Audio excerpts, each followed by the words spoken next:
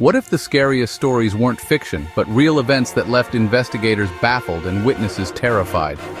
Tonight we dive into 3 true mysteries that are stranger and scarier than any movie. We'll peel back the layers of these infamous cases, exploring the evidence, the theories, and the chilling details that make them unforgettable. From the icy Russian wilderness to a haunted London home and a Christmas tragedy in America, these stories will make you question what you know about the world. So turn off the lights, grab a blanket, and get ready to be spooked. Are you ready? Let's begin. Our first story takes us deep into the heart of the Ural Mountains, Russia, in the bitter winter of February 1959. A place where the cold bites and the wind howls through endless snowfields. 9 experienced hikers, all young and full of promise, set out on a challenging expedition, led by Igor Dyatlov. They were well prepared, skilled, and eager for adventure. But tragically, they never returned. When rescuers finally reached their remote camp, they found a scene that defied logic. The tent had been slashed open from the inside as if the group had desperately tried to escape something within. The hikers had fled into the freezing night, some without shoes or coats, exposed to the brutal elements.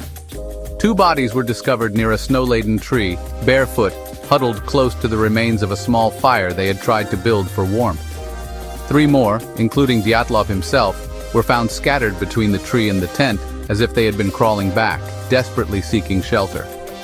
At first, investigators suspected hypothermia, but 2 months later, the last 4 hikers were found buried under deep snow in a ravine, and their injuries raised far more questions than answers. One woman was missing her tongue and eyes, a detail that has haunted investigators and fueled speculation for decades.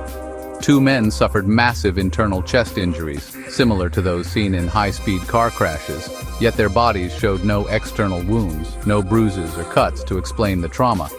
Even stranger, some of their clothing was found to be radioactive, a detail that only deepened the mystery and suspicion.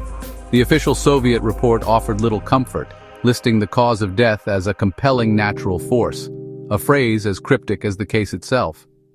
Theories have swirled ever since: avalanche, secret military testing, experimental weapons, and even supernatural forces. But none fit all the facts. There was no avalanche debris, and no evidence of an attack by animals or humans. Only the hikers' own footprints, single file, led away from the tent into the darkness, as if they left calmly, at least at first. Some point to a government cover-up, classified files, reports of strange glowing lights in the sky, and unexplained radiation all add to the suspicion that something was being hidden. Others invoke local legends. The indigenous Mansi people called the area Dead Mountain, a place shrouded in stories of dark spirits and ancient curses. What could have terrified 9 skilled hikers so completely that they abandoned all reason and ran into certain death in the dead of night? The case was officially reopened in 2019, and a new theory, an unusual slab avalanche, was proposed. Yet, even this explanation leaves many details unexplained, and the debate continues.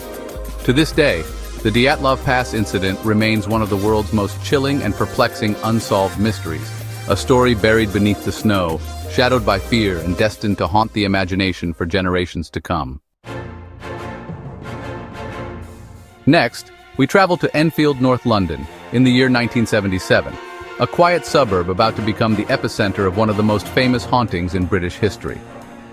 The Hodgson family, Peggy, a single mother, and her 4 children, lived in a modest council house at 284 Green Street. Their lives were ordinary until a series of chilling events would thrust them into the global spotlight and change their lives forever. It began innocently enough: strange knocking sounds in the night, furniture sliding across the floor with no one near it, and toys thrown by invisible hands. The children would huddle together, terrified, as the activity grew more intense. At first, Peggy suspected her daughters of playing pranks, but her skepticism vanished the night she witnessed a heavy chest of drawers move by itself, blocking her daughter's bedroom door. She realized something truly unexplainable was happening. The activity escalated rapidly. Loud, echoing knocks rang through the walls, objects were hurled across rooms, and a constant, chilling sense of dread settled over the house. The family felt as if they were being watched by an unseen presence. Even the police were called in. To To their astonishment, officers witnessed a chair slide across the living room floor, seemingly propelled by an invisible force. They left baffled, unable to offer any explanation. News of the haunting spread quickly. Soon, journalists and paranormal investigators flocked to the Hodgson home, eager to witness the strange events for themselves. Among them were Maurice Gross and Guy Lyon Playfair, who spent months documenting the bizarre phenomena. Children levitating, spontaneous fires breaking out, and a deep, guttural voice emerging from 11-year-old Janet, far beyond her natural ability. The mysterious voice claimed to be Bill Wilkins, a man who had died in the house years before, a detail the family could not have known, but which was later confirmed by outside sources. Skeptics pointed out moments when the girls were caught faking some phenomena, suggesting it was all a hoax. Yet many investigators insisted that much of what they witnessed defied any rational explanation. How could a child throw herself across a room with such force, or speak in a voice so harsh it left her throat raw and bleeding? The physical toll on Janet was undeniable. Was it the work of a mischievous poltergeist, a troubled child seeking attention, or something even stranger? The true cause remains a mystery to this day. The evidence, photographs, audio recordings, and countless eyewitness accounts continues to fuel fierce debate among believers and skeptics alike. Eventually, the haunting faded away, but the case left a permanent mark on the world of paranormal research, inspiring books, documentaries, and even films. The Enfield poltergeist reminds us that sometimes the most terrifying and inexplicable things can happen in the most ordinary of homes, to families just like ours. Our final story is a heartbreaking mystery from Fayetteville, West Virginia on Christmas Eve, 1945, a night that would forever change one family and leave a small town haunted by questions.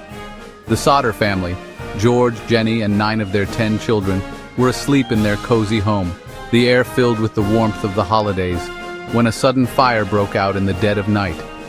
In the chaos, George, Jenny, and 4 of their children managed to escape into the cold darkness, their faces lit by the glow of the flames. But 5 children, ranging in age from 5 to 14, were trapped upstairs, their beds left empty and toys abandoned in the rush. George desperately tried to rescue them, but the family's ladder was missing, his trucks, usually reliable, refused to start, and the phone line had gone dead, cutting them off from help. By the time help finally arrived, the Sodder home had been reduced to smoldering ruins, nothing left but ashes and heartbreak. Authorities quickly concluded that the 5 missing children had perished in the fire, but after sifting through the debris, no remains were ever found. Not a bone, not a trace. Jenny, their mother, was tormented by doubt. How could a fire burn so hot as to destroy 5 bodies, yet leave appliances and tin roofing almost untouched? The family soon uncovered a series of strange events: a cut phone line discovered after the fire, and reports of a suspicious man seen lurking near their home that night.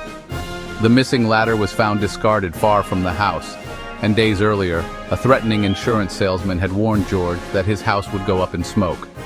There was even a mysterious phone call just before the fire, a voice asking for someone who didn't live there, then laughing eerily before hanging up.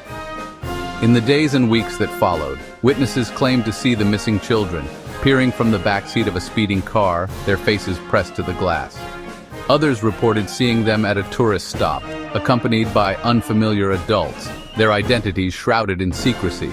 In a shocking twist, the fire chief later admitted to planting a fake organ in the ashes, hoping to convince the family to stop searching for answers.